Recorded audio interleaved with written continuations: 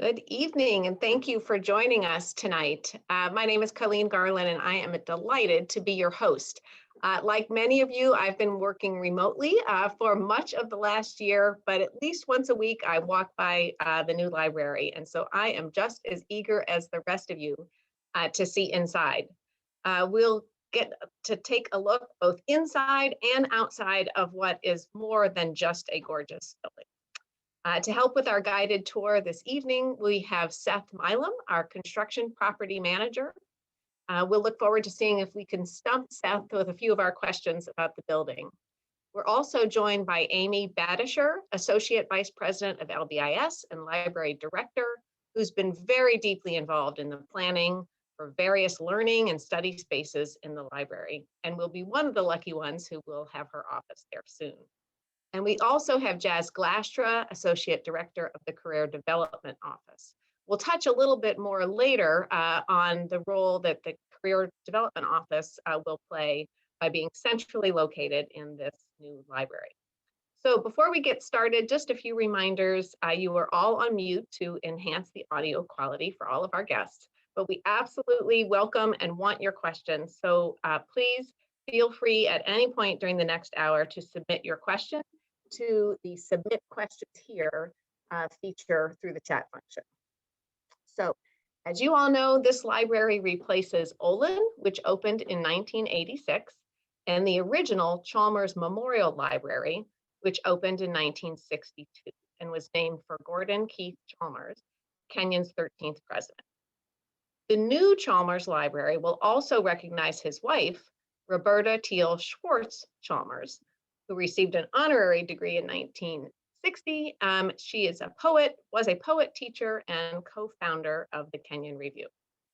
This project is part of the Our Path Forward campaign, and along with the admissions and academic buildings in the new West Quad. It was assisted by, as many of you know, an anonymous $75 million gift and many other significant philanthropic investments. In fact, many of the spaces that we're going to see in our video this evening will be recognized by some significant donors to the college. So we are planning for a formal dedication of the building later this fall in October in conjunction with the Board of Trustees meeting. So now, before we play for you a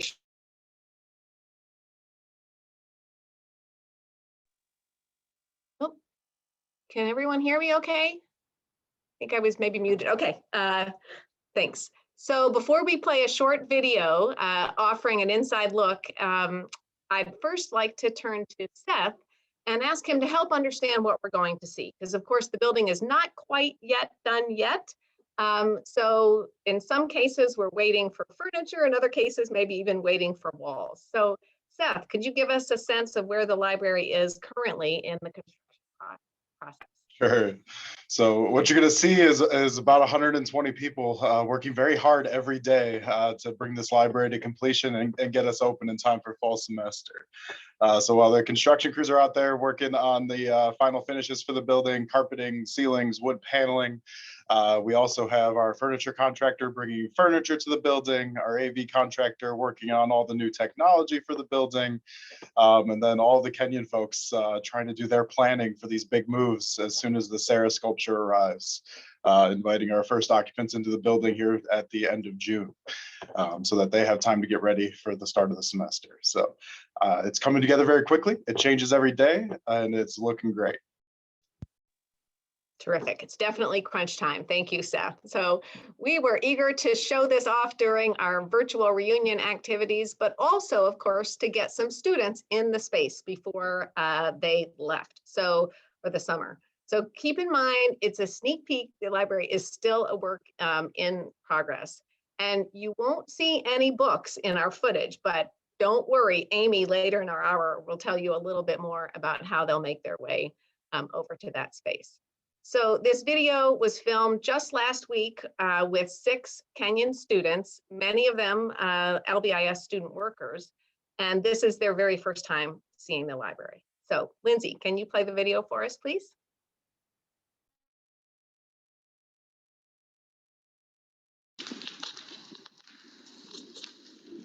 Excellent. Is it recording? No, squeeze it, squeeze it. Here we go.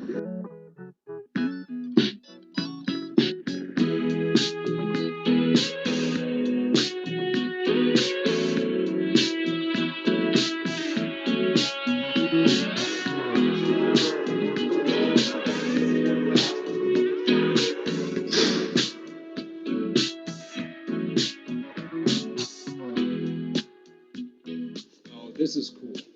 Oh my God. This is actually insane.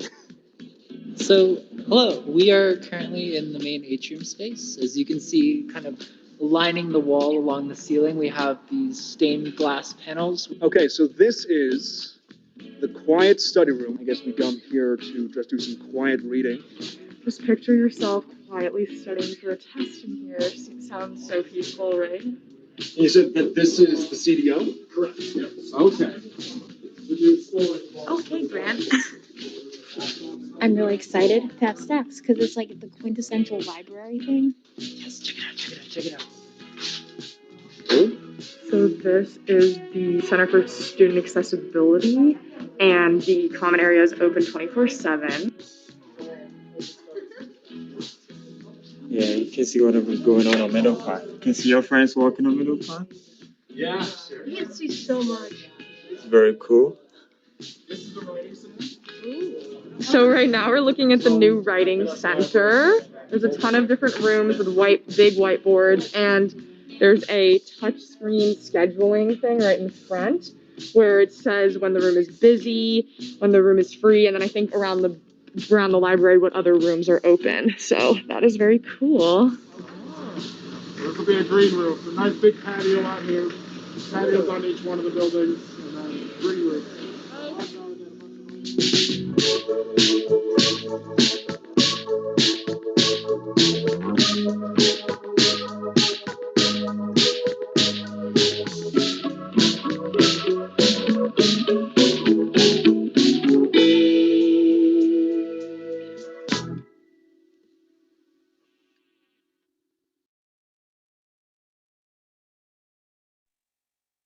Seth, thank you so much for taking time away from the feverish pace that you and the whole team are working to get the students in there to see it for the first time. I know Amy also hosted a group of students as part of Senior Week, so they got to look around as well. But before we get to Amy to talk about the people and the programs, what else should we know about this building? I understand it will be our greenest building yet. Are there other features, Seth, that you'd like to share with our guests? Yeah, so the new library is, obviously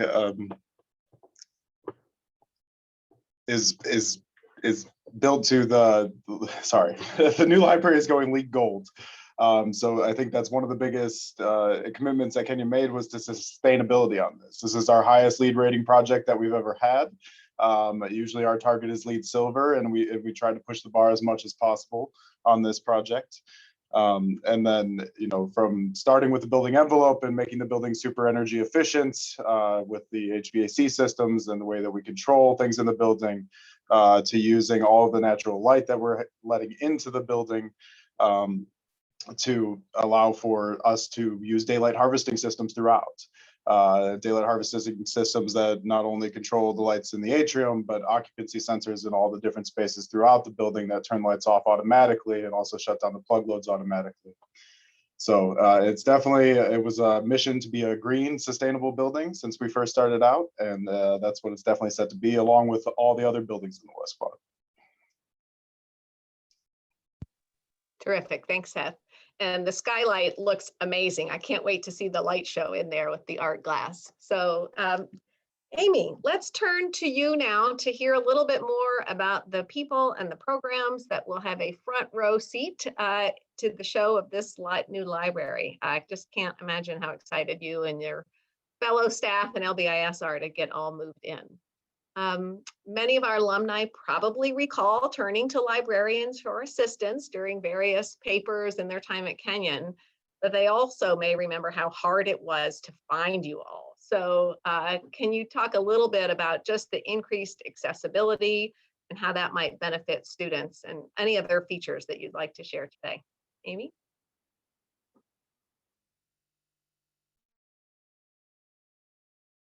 love that unmute button. It's always in the same place, but yet you can never find it, right? Thank you, Colleen. I take a moment and think back to your experience in Olin and Chalmers. You know, a long hallway that seemed to go nowhere, access only on middle path, very few study rooms, writing center and student support and accessibility sort of tucked away in corners, librarian and staff offices in really odd places, an art gallery at the lower level. So you couldn't get in unless you buzzed to get to the elevator if you had a wheelchair or you broke your leg and had crutches or any of those things. And so that's why I'm excited about this new library. I mean, you can see I have my backdrop as sort of the atrium, sort of from the 4th floor. So this is a place you could actually study if you were not afraid of heights. But it's so much more accessible. You will be able to get from the West Quad to Middle Path and back via the new library. So it'll be a main thoroughfare in a way. In some ways, we were talking yesterday and joking that once the garage is built, you could actually get to your class or the admissions building without actually going outside. So there will be some sort of like Montreal-like aspects of this. A lot of research and thought went into the programs and designs. And last night on the second night of our senior tours, and I want to recognize Julia Warga, who's also on this call, because she's the one that organized and orchestrated those senior tours, but they were well received. But sorry, too much going on in my head about this for you all. But this space was designed to focus on student success, lots of light, accessibility, and adding to the number of seats and the kinds of study spaces that we had. And so in many ways, this building does all of those things, and we will be bringing back the library book collection. You saw the students in that video walking through some of the stacks. The stacks are what we would call mobile assist. So they're very easy to turn and use.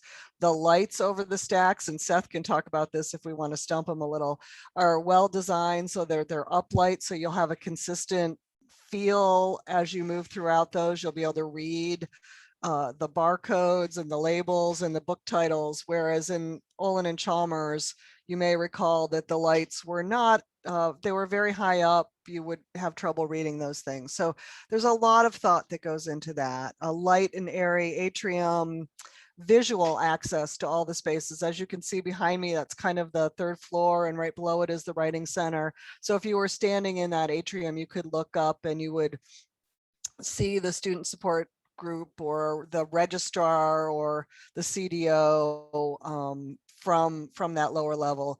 If you looked around that main floor, you'd see all the library services, the reference and research hub, the circulation desk. There's a gorgeous, and you saw the students walk into it a little bit, 1st floor reading room that overlooks Middle Path. And I think that's going to be a very traditional space. And that with our technology help area could be a 24/7 study space with access to restrooms. So I think the students are going to love that.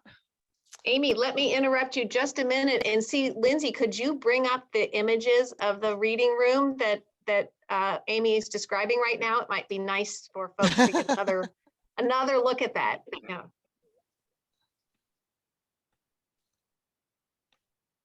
Thank you, Colleen. That's helpful. You bet.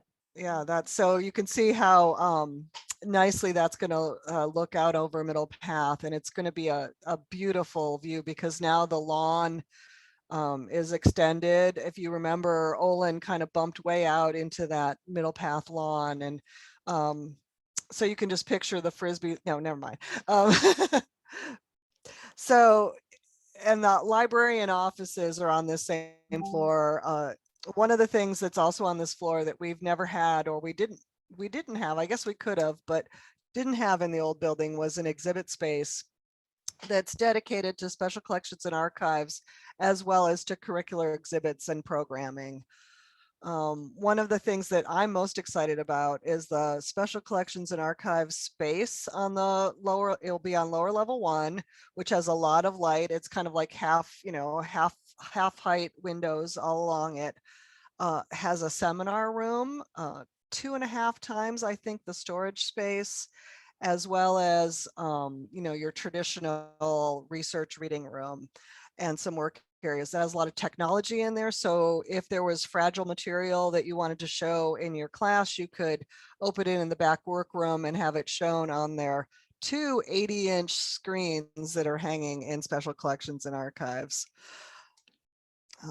And many of our classes are taught in there.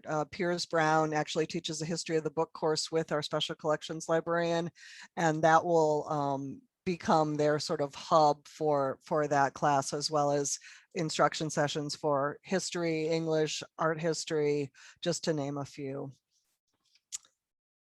Now, I don't know if you have I think you could show a shot of that lower level 1 at this point, and sort of see the designs around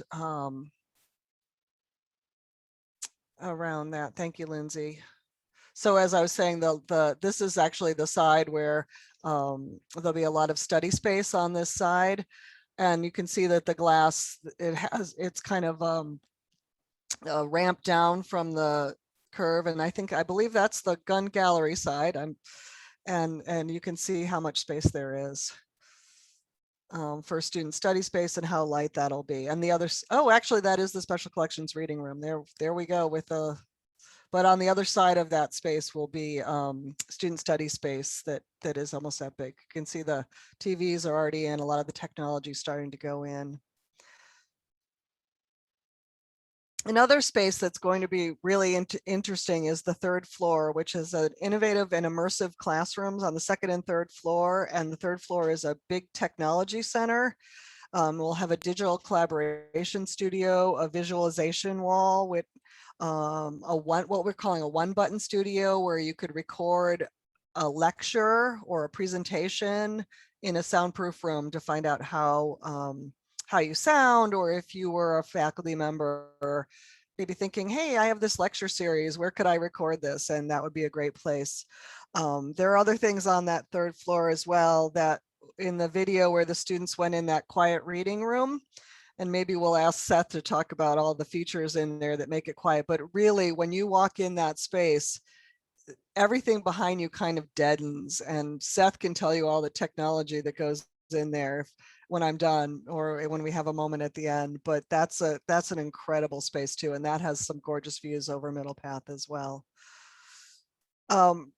So all of the furniture that's going in this space was tested by the students. So we brought in representations, like 2 or 3 or 4 pieces from each of the kinds of things. And you can see here, we have some photos of some of the students doing this. This was in the fall of 2019. And the pieces that won got most popular votes were the ones that we ended up choosing. So those pieces are starting to show up around, and you can see them, trying them, spinning in them, sitting in them. I mean, it's furniture, so what else are you going to do? Sit in it. So that was kind of exciting. So throughout this process, we've engaged students along the way in different iterations. Early on, we had town halls, we had meetings with the I think it's called the Green Company, that came in to talk about sustainability.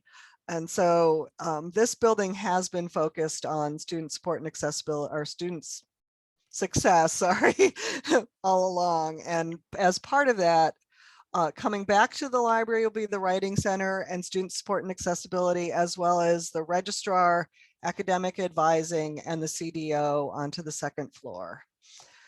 And just a nice little note that there are at least 5 alums working in that building. Jazz, who you'll hear from next, is one of them, as well as Julia Warga, who's on this call, and several others.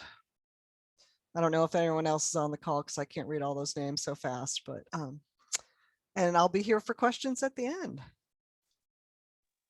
Thank you, Colleen. You bet. Thanks for that thorough overview. It is abundantly clear that there are major advancements in library design, as can be seen in these images. So, on a related note to the members of our audience, I know you must be eager to see this building in person.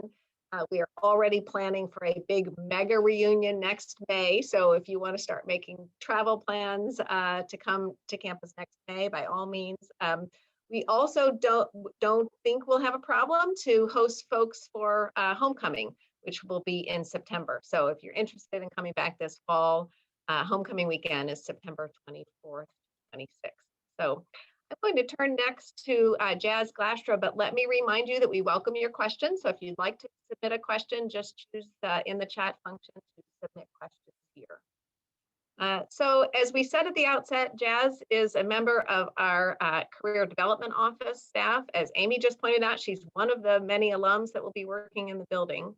And Jazz, I suspect you have your own thoughts about your experiences in the library as a student and what a game changer this is going to be for the CDO to be front and center and on campus for our students. So could you talk a little bit about the anticipated changes that you are thinking of? Absolutely, I'd love to. And I will say, just by way of explanation, my Zoom has now crashed twice. So fingers crossed that it won't happen while I'm trying to tell you guys about what's happening. But in any case, I can't tell you how excited all of us in the Career Development Office are to be moving. Currently, our offices are located in the lower level of Gun Commons. Many of you remember that as a servery, or more recent alumni as just a bunch of offices that weren't really on the way to anywhere. So we are thrilled to be moving into the academic heart of campus. I think a lot of students, including potentially myself a little bit when I was a student, don't necessarily see their career as really connected to what they're learning at Kenyon, but all of us as alumni come to realize pretty quickly that a Kenyon liberal arts education is an incredibly valuable asset in the workplace. So we are excited to be kind of symbolically connecting ourselves more to sort of the beating academic heart of Kenyon, which is at any campus, the library, of course.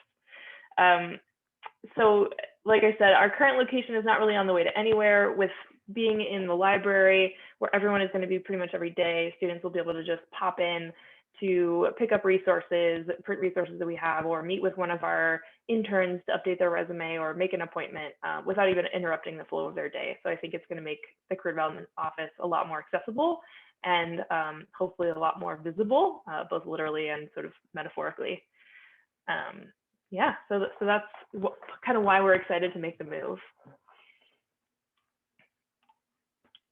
And I also, if I have a minute, can I talk a little bit about a couple of the new programs that we're really proud of and I wanted to share with alumni? Absolutely, please do. Okay, great. So while I have all the alumni here, I wanted to share a couple of things that we're really excited about. The Career Development Office is very much on the move. There's a lot happening right now. We're currently just posted 3 new positions, actually. We're hiring 2 new assistant directors to help advise students. We're going to have an employer relations director to help us build pipelines, recruiting pipelines with organizations and companies across the country. But a couple of things that we just rolled out as of the last 12 months. One would be professional extension projects, which you can kind of think of as job shadowing for the 21st century / post-COVID world. There are things you can do remotely, short-term project-based learning opportunities with an alumni mentor that really help students explore a new field or develop a real-world skill, hard skill that they might not be able to take a class on at Kenyon, but would like to get on their resume. So you can, like I said, it's kind of like a job shadow, but digitally. One thing I really like about this is that these are all really accessible experiences.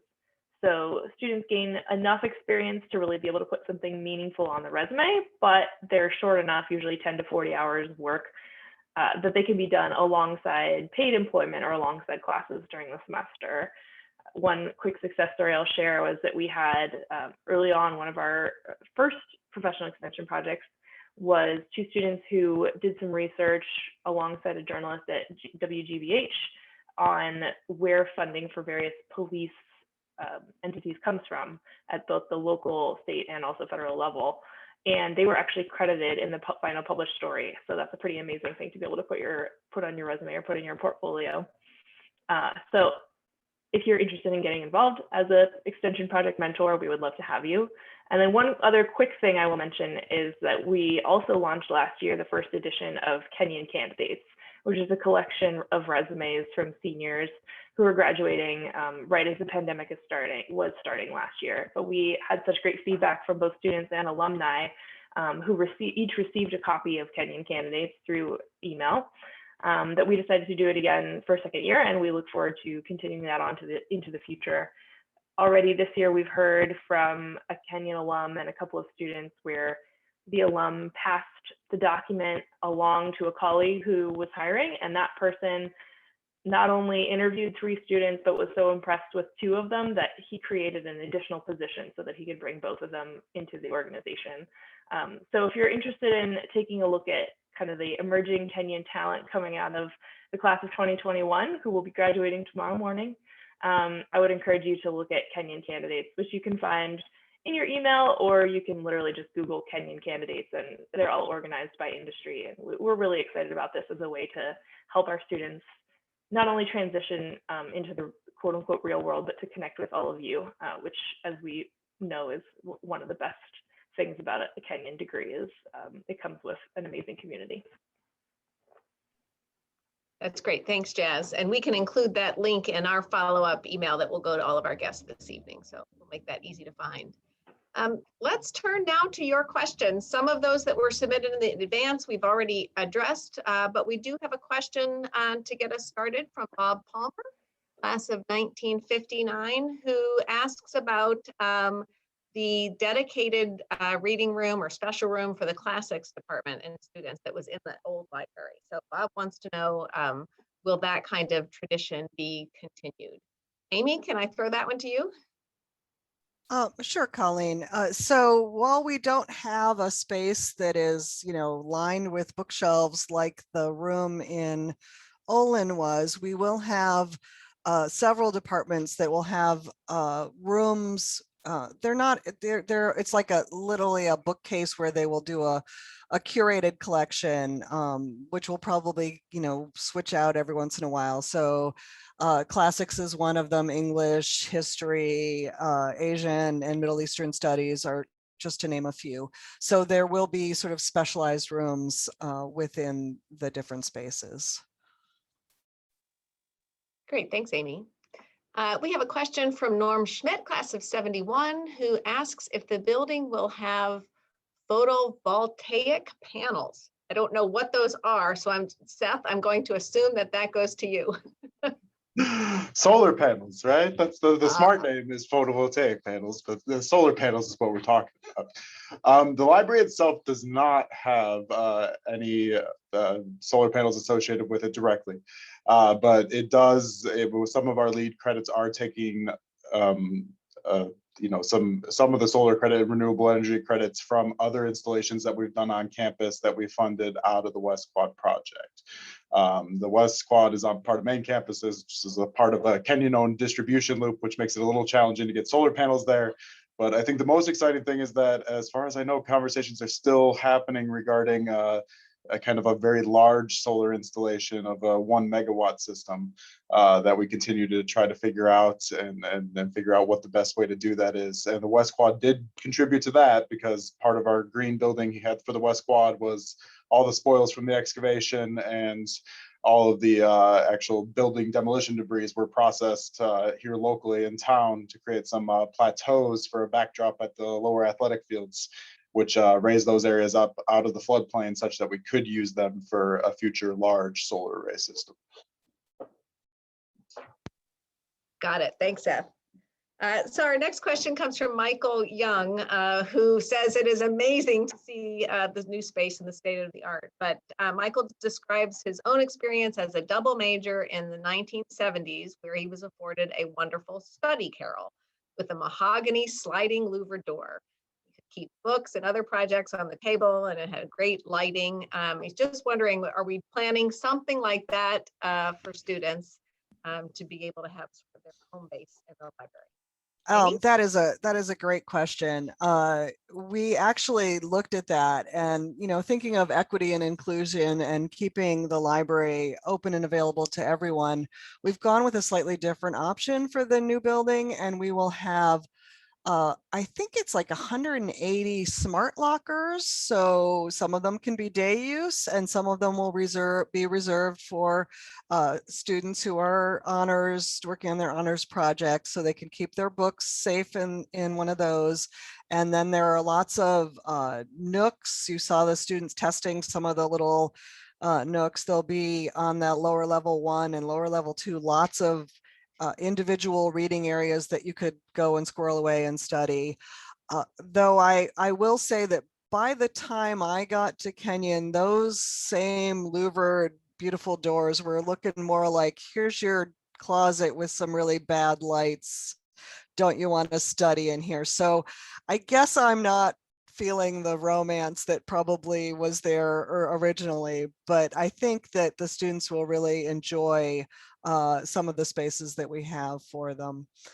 But that's a great question. And I know that's a very Kenyon tradition.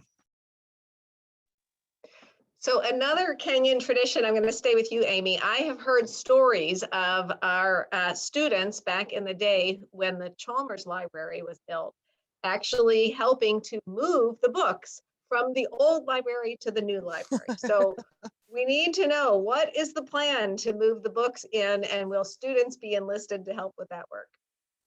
So that's a really good question.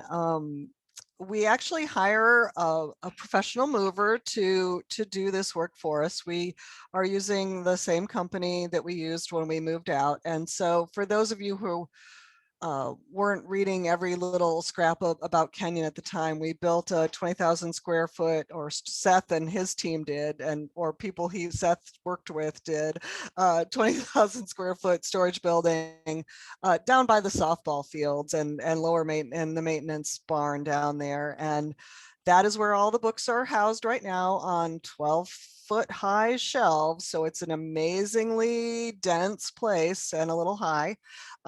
So what those folks do is come in, measure, map out, and figure out exactly where the books are going to go. So when, like right now, they were in earlier this week, I guess, and they've mapped it out, and we're going to leave probably about a third of the main collection and bound periodicals and government docs in the storage building, but then the rest will come up on carts. As it turns out, the movers actually hire local talent. So if folks are interested, I'm happy to connect them. I know several of our faculty and staff have some students that have been signed up to work on this. So let me know if you're interested. And, if you have nothing else to do for 6 weeks in the summer and you want to, work all day moving books, I'm sure they'd be happy to take you. And that will happen, what, June, July? Is that right, Amy? So right now, as Seth mentioned, we're probably likely to be in towards the very end of June.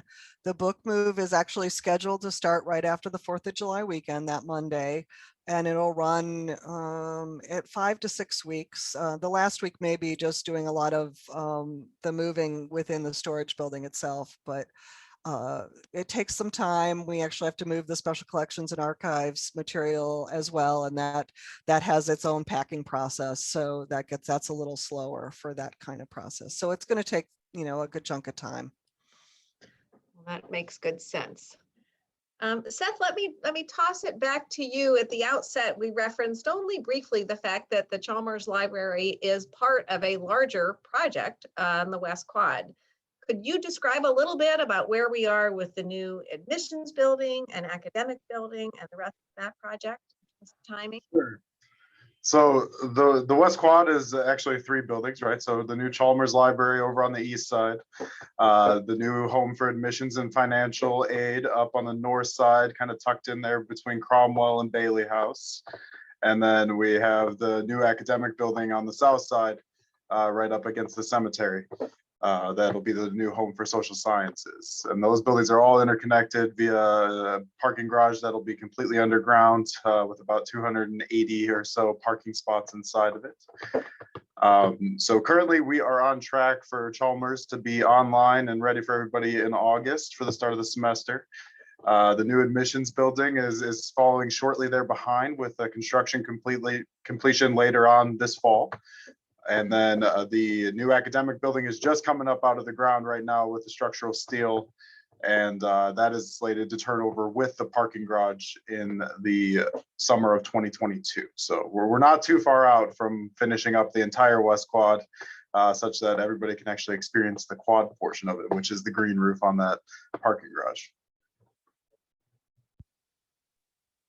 Very good. I think we have one of the 360 views of the immersive classroom. Lindsay, if you could pull that back up, and Amy, maybe you could describe for us some of the ways you think the faculty will be using this immersive classroom. That's a great question, Colleen. I when you look at it in this particular view, it probably doesn't look spectacular, but one of the things with this room, if you notice the grids on the ceiling, this is going to have 8 projectors and speakers so that you could have almost a 270, 275 view around the room, and they'll have screens that come down. So I can imagine many different kinds of things happening. Sarah Blick, who's in the art history department, is working this summer with one of our librarians, Jenna Nolt, to come up with a plan to take her cathedrals and her pictures of cathedrals and turn that into an immersive experience. So you can imagine sort of feeling like you're walking into that cathedral. Maybe there's music playing or a speech being given while you have it, or similarly, like Rick, if you know Professor Rick Sheffield's Community Within at Kenyon, you could imagine having images from his slides of the different people projected around, because each projector could do something different, and then maybe those stories are played on the speakers, having the transcripts of or the audio transcripts of the stories being played on the speakers. So there's a lot of different things. And I think this will give faculty an opportunity to come up with some new and creative ideas on here. I see, maybe we could, I see Samantha Turner's on here with her mother, Paula Turner. Maybe maybe Paula has an idea on how she might use that space. I'm just sorry, Paula, I just had to do it, So I think it's going to be a great space for coming up with creative ways to show different things in that sort of almost 360 experience. I think it'll be great together, perhaps a year from now, and reflect back on all of the ways that space was used over the course of the year. So, well, it looks like we've gotten to all of your questions this evening. I would like to thank everyone for joining us and taking some time out, particularly on a nice summer evening in much of the country. I want to remind you that we are in the closing hours of our Kenyon Together online giving challenge, which has been just an amazing experience to see the Kenyon community step up to support students. We set a goal at the outset of 1,000 donors, and I am told that as of right now, we are at 1,090 alumni and parent, faculty, staff donors. So the Kenyon Together Challenge goes until 9 o'clock tonight. So if you have not yet participated, we encourage you to do so. It is not too late. We actually have a challenge from our Board of Trustees that's going on right now, one-to-one match to give. They will give $50 for a gift of any size. So I invite you to join that. You've also heard us reference our reunion activities. This is just one of a wide variety of activities we have going over a 2-week period. So whether you are in a reunion year or not, we encourage you to tune in to some of the other activities that are taking place both this week and next. And finally, I want to say thank you again to Amy and to Seth and to Jazz for joining us and sharing a little bit about this new library that we are all so excited to see opened and moved into. So thank you for sharing some of your stories, and thank you to all of you for joining us this evening. Have a great night.